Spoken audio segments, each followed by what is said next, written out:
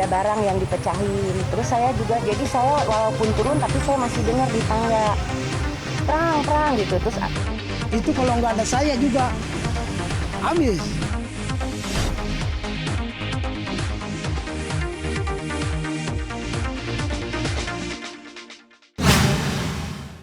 jadi satu hari itu Alif minta izin kepada saya. Ada temennya yang namanya Dea di PHK, sudah tidak mempunyai pekerjaan, sudah tidak bisa membayar kos-kosan, dan Alif ingin sekali membantu, menolong karena dia udah nggak tahu tinggal di mana dan keluarganya juga nggak ada. Minta izin karena lagi di PHK boleh tidak tinggal di rumah. Waktu itu lagi masa-masanya corona, waktu itu kalau nggak salah bulan Mei, jadi ini sebetulnya udah lama ya, udah bulan Mei. Terus saya bilang, ya namanya Alif beritikat baik ingin menolong temannya, ya sudah boleh tinggal di rumah gitu. Setelah sebulan setengah lah kira-kira, saya melihat ini anak kok pergi malam pulang pagi. Saya juga pernah ajak ngobrol, nasehatin ya, karena saya lihat gaya hidupnya seperti laki-laki gitu, nggak seperti perempuan gitu. Saya akhirnya berinisiatif karena saya tahu dia nggak punya biaya sama sekali untuk bayar kosan, malah kos-kosannya yang lama juga belum dibayar ya. Jadi saya berinisiatif menawarkan pekerjaan supaya dia sedikit punya uang lah. Waktu itu kan saya memang lagi berjualan live IG, jadi saya menawarkan dia untuk menjadi admin. Jadi sebetulnya dia itu bukan karyawan saya sebetulnya, karena saya hanya menawarkan aja. Saya panggil, sering juga saya kasih nasihat. Nah terus akhirnya dia mau jadi admin, oke. Dibayar tante, ya iyalah dibayar. Jadi kamu sedikit punya uang lah, daripada kamu hidupnya seperti ini. Terus sudah gitu ya sudah. Saya bilang kalau memang mau jadi admin itu, tapi harus bisa bangun pagi. Jadi gaya hidup kamu itu harus kamu rubah. Karena menjadi admin itu kan harus standby jam 8 pagi sudah standby.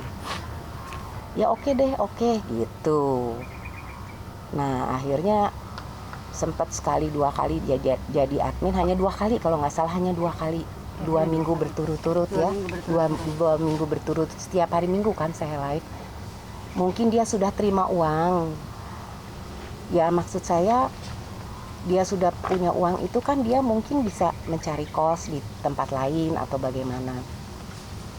Tapi saya lihat setelah itu kok jadi malah hidupnya malah jadi semakin nggak karuan ya? Nggak karuan gitu. Pergi nggak bilang, pulang pagi. Dia bisa pulang pagi, pintu digembok itu loncat pagar. Dia loncat pagar. Terus dia tidur dari pagi dia pulang 24 jam nggak keluar dari kamar. Attitude-nya juga sebenarnya nggak nyaman buat saya, attitude-nya ya. Jadi saya pikir, aduh kayaknya dia di rumah saya udah 3 bulan ya. Saya minta izin sama Alif, saya bilang, Alif, kok mama nggak nyaman ya sama anak ini. Mama nih udah umur segini, lagi virus begini, hati saya mesti tenang, mesti bekerja dengan enak. Kok mama nggak nyaman?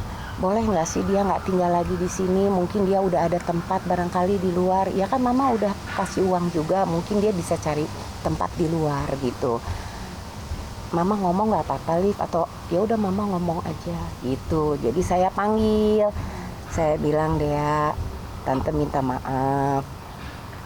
Sepertinya kamu nggak bisa lagi tinggal di sini karena memang pada saat itu penjahit saya juga kan udah mulai new normal. Saya udah mulai terima jahitan, udah mulai jahit lagi. Jadi kamar yang dia pakai itu selama itu kamarnya penjahit, Mbak. karena penjahit saya udah mau datang ya, penjahit saya kan jadi bingung tidur di mana. Terus dia bilang, saya bilang nggak bisa tinggal di sini lagi, coba tolong dipikirin, mungkin bisa tinggal di rumah tante atau di rumah om. Oh, saya nggak ada siapa-siapa di sini katanya.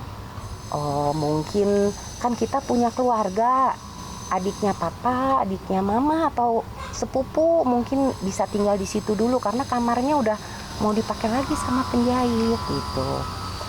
Terus dia bilang, ya udah tante kalau gitu.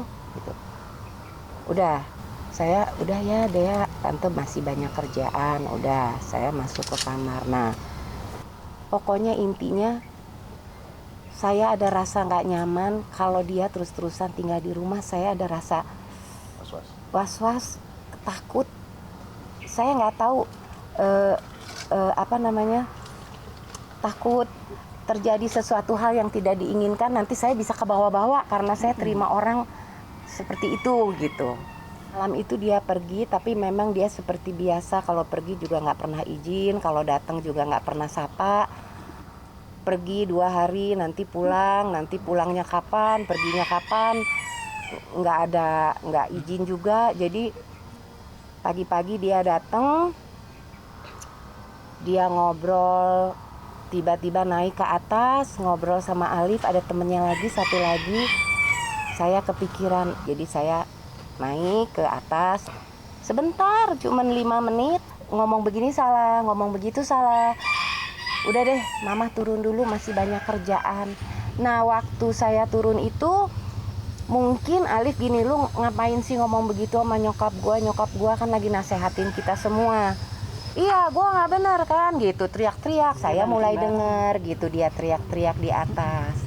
Terus saya dengar dia juga mecahin barang. Ada barang yang dipecahin. Ada barang yang dipecahin. Terus saya juga, jadi saya walaupun turun tapi saya masih dengar di tangga. Prang gitu. Terus dengar Alif ngomong gini, udah Dea, lu pergi aja dari rumah gue sekarang, lu udah cabut aja Dea gitu. Tapi yang mecahin barang itu adalah Dea ya, bukan Alif. Dea yang memecahkan barang, jadi jangan salah sangka di sini. Tapi karena saya udah dengar prang pecah, saya agak takut karena kan namanya pecah ya. Beling ya, saya langsung keluar tuh suruh mbak saya panggil satpam. Satpam datang. Berapa orang? Dua orang satpam di kompleks ini. Saya bilang tolong dong, ada anak yang ngamuk-ngamuk, nggak mau keluar dari rumah saya. Saya bilang tolong gitu. Terus satpamnya naik ke atas. Nah di atas itu satpam juga mau pegang-pegang, dia juga ngamuk, Alif juga megang, terus dia ngamuk, dia berontak, akhirnya sama satpam dibawa turun, ditarik dibawa turun. Ya, nah terus dia keluar dari pagar, terus dia giniin satpam. Terus satpam juga diajak ribut, saya lihat dari atas, satpam didorong-dorong bahunya, diajak ribut. Terus satpam juga jadi ribut sama dia. Terus waktu dia lepas tangannya, dia sempat mau masuk lagi ke dalam, dipegang lagi sama satpam gitu. Saya akhirnya panggil polisi. Ya. Dia itu di depan ngamuk-ngamuk. Dia menjatuh-jatuhkan dirinya dan dia juga tendang-tendang mobil Alif. Dia tendang-tendang, dia kacanya di spionnya digini-gini, saya semua lihat dari atas. Saya bilang, Alif, kan mobil kamu gitu. Terus Alif sempat turun, ancurin aja Dea, mobil gue diasuransi kok, nggak apa-apa, yang penting. Terus saya bilang gini, Dea udah cepet jalan, kamu pergi dari sini jalan. Tapi barangnya itu ternyata di rumah saya banyak sekali barang-barangnya. Waktu dia datang itu dia hanya membawa ransel dan 1 kresek gitu, kayaknya hanya itu yang dia bawa. Tapi Alif dengan mbaknya yang 2 kan beresin barang-barangnya. Nah waktu beresin barangnya itu banyak sekali, jadi lama beresin barang-barang, hampir 1 kamar barang-barangnya.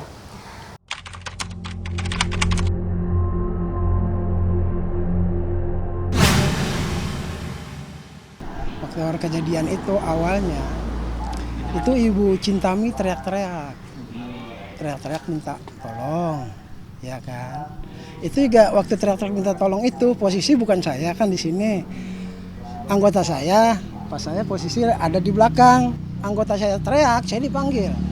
Begitu saya dipanggil, ada apa saya bilang begitu. Itu Cintami teriak-teriak minta tolong, ya kan. Saya larilah ke rumah Ibu Cintami kan. Saya tanya, ada apa Bu? Itu di atas ada yang ngamuk-ngamuk katanya. Perempuan, tolong Pak dikeluarin, saya takutnya narkoba katanya kan begitu kan. Udah begitu saya naik ke atas. Jadi maunya ibu suruh keluar aja katanya, turunin. Saya naik. Emang waktu posisi saya naik itu ada yang dipecahin satu. Apa dibikin tuh? Itu kalau nggak salah toples atau apa gitu ya, toples atau gelas gitu kan. Nah, saya ngomong baik sama itu korban. Ya kan? Saya ngomong baik-baik. Enggak, ini juga istilahnya ngeyel, tetap ngeyel. Saya ngomong baik-baik, saya sampai ngomong keras tetap ngeyel juga. Iya kan? Saya mesti pakai bahasa apa ini, saya bilang ya kan. Saya ngomong baik-baik, tetap nggak kena juga. Lama-lama itu si Alip ini emosi dia. Dibilang udah kamu sekarang, katanya ini security wilayah katanya. Iya kan? Udah kamu keluar aja katanya. Saya nggak enak. Tetap aja dia mangisi ngeyel. Tetap nggak mau keluar. Akhirnya dia hilap si Alip ini. Langsung mukul. Rahang Pak. Bukunya? Dipukulnya kalau nggak salah kena ginian ini. Iya, rahang ini. Wah, saya pisahin kan, saya ini tahan tuh Alip ya kan, sampai dia istilahnya mau nyerang terus. Saya rangkul tuh, saya pegangin Alip ya kan. Saya tuh ada berempat kan, saya bukan sendiri, saya berempat. Di atas saya berdua teman saya. Yang satu megang Alip, teman saya megang perempuan, saya mau bawa turun.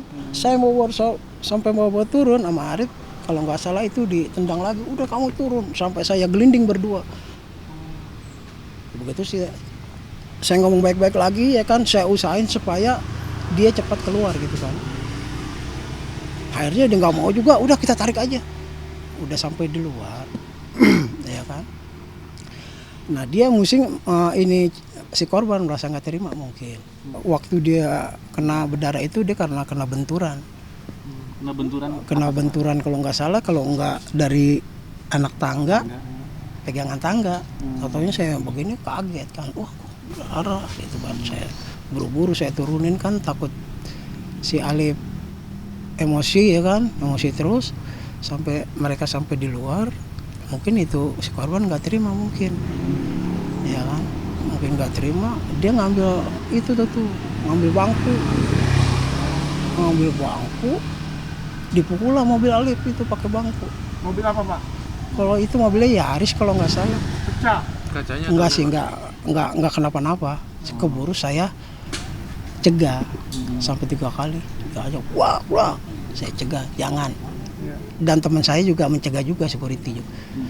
Jangan katanya, kata teman, nanti urusannya panjang. Katanya. Saya nggak takut katanya. Saya nggak takut dilaporin polisi. Saya nggak di sini nggak punya keluarga katanya. Oh ya begitu, kalau udah begitu ya kan dia kan ada temennya satu nih, yang laki itu teman dia juga. Akhirnya sekarang begini, oke saya mau keluar dari sini. Cuman kan barang saya masih banyak di dalam katanya. Ya kan, nggak taunya dia udah selama 2 bulan di situ, selama 2 bulan. Ya oke, barang saya minta izin sama pembantu, saya keluarin semua barang kamu, ya kan.